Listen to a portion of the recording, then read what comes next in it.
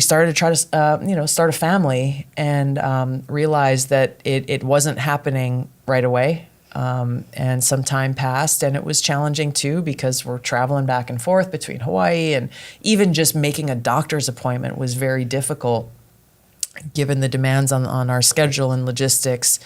But realized that given the tick-tock, the biological tick-tock, because we weren't able to get pregnant in that first year, we decided to go to start IVF. And you did it here in DC, right? Yes. And Yes. I just know because you were staying with me for a period of time when you were going through it. Yeah. And that was really one of the hardships. I mean, it's a very difficult experience no matter what happens. I remember, for those who don't know, you got to take a whole bunch of shots and hormones and all of these things in order to try to have enough eggs for the egg retrieval to happen. And so that ultimately you can start the process of transferring an embryo into your body. But I remember I was traveling somewhere, and I had to travel with a cooler because you have to take these shots at very specific times of the day, no matter where you are. And I was in the woman's bathroom in an airport, some random airport, and this little girl came in, and I'm standing there, putting this stuff, injecting this stuff inside me. And this little girl, she's like, "Ma'am, are you okay?" Oh. And it almost made me cry, because obviously I had a lot of emotions anyway because of the hormones. But it was very sweet, but it was also very surreal, and kind of just part of this whole entire process that was a roller coaster. Because you go through all of this, and then you schedule the first transfer, and then you have the waiting until you can take that first pregnancy test, and feeling and hopeful, and like, oh, I got this gut feeling, like I can't wait to be a mom, and all of it.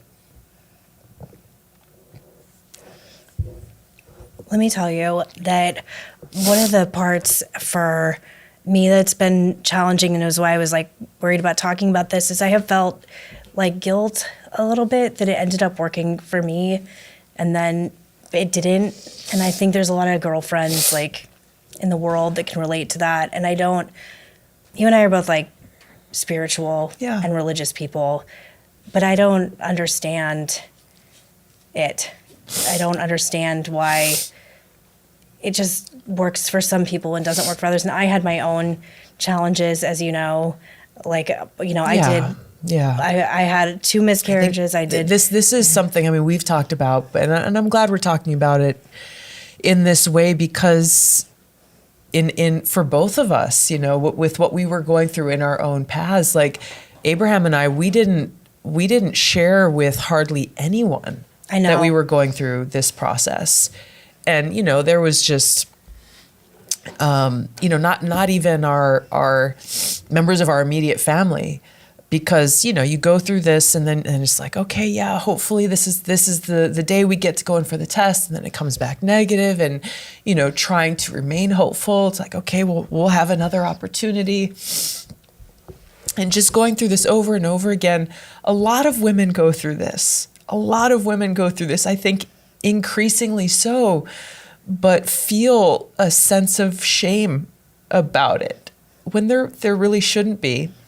And so, I'm glad that we're having this conversation, because, well, first of all, I think you're like so brave to talk about it, because it's so scary and there is so much shame involved, and there's so much shame with me. Which there shouldn't be. There shouldn't be, though. And, I hope that through our conversation and other conversations like this, people don't feel so alone as we have at different times. And just know that,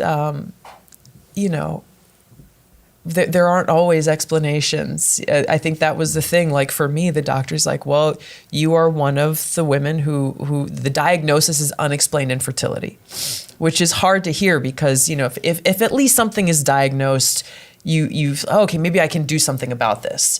But the whole unexplained infertility thing was difficult. And this was, you know, as hard as this was for me, it was extremely hard for Abraham to just watch this heartbreak over and over again.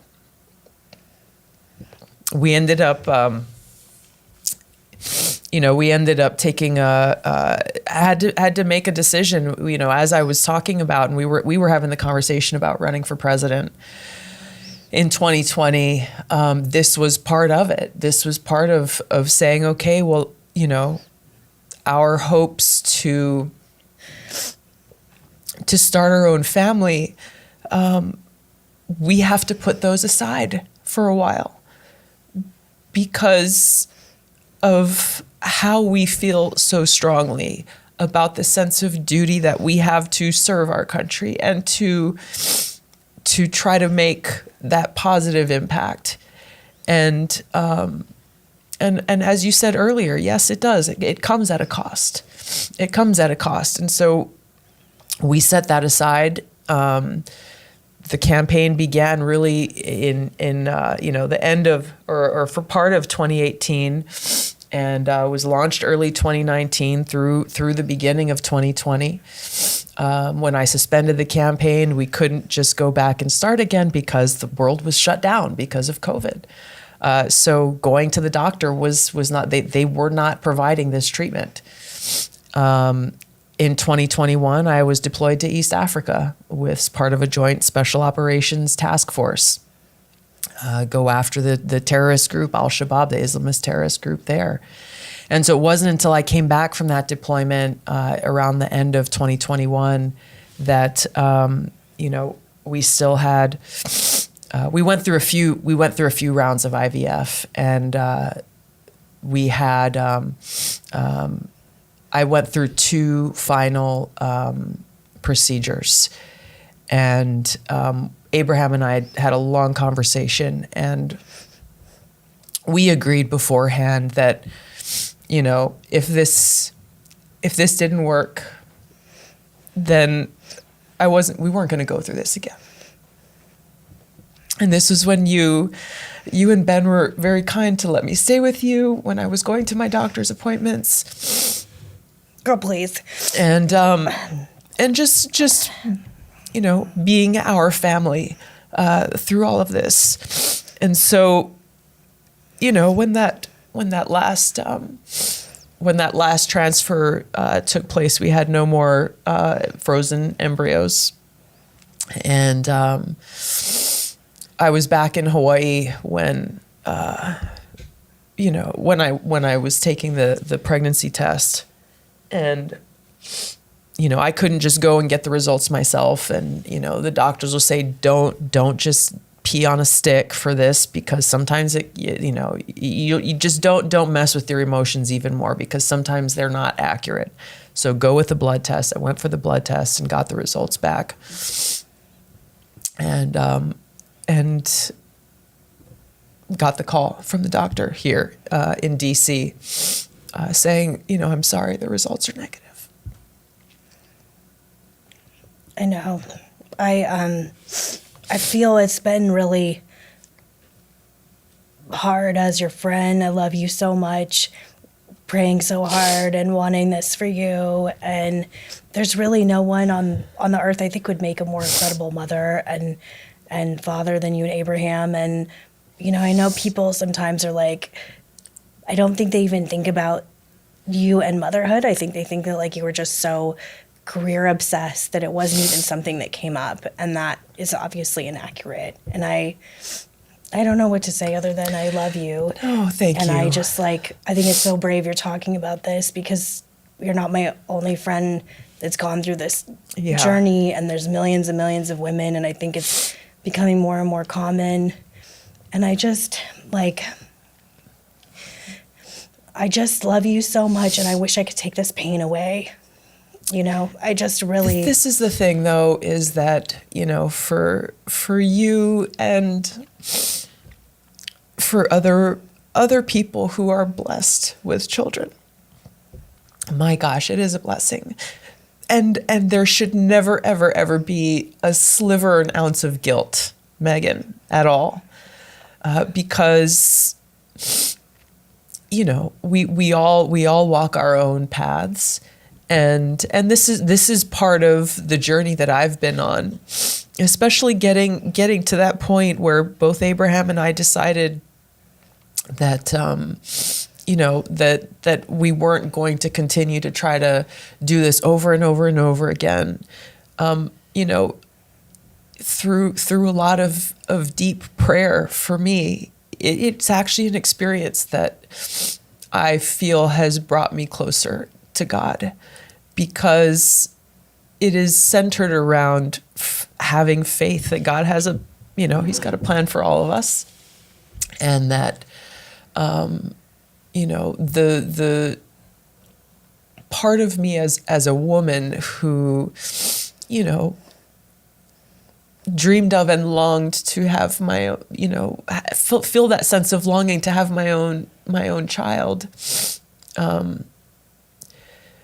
I have this, while that is not in the cards for me and for us, I'm in this unique position where I can actually do something to help other women and children and families. And that is incredibly fulfilling. It is incredibly fulfilling. And, through this process, actually found, because every time we went through each procedure, I was just like, you know what? Yep, I've got faith. Whatever's supposed to happen is going to happen.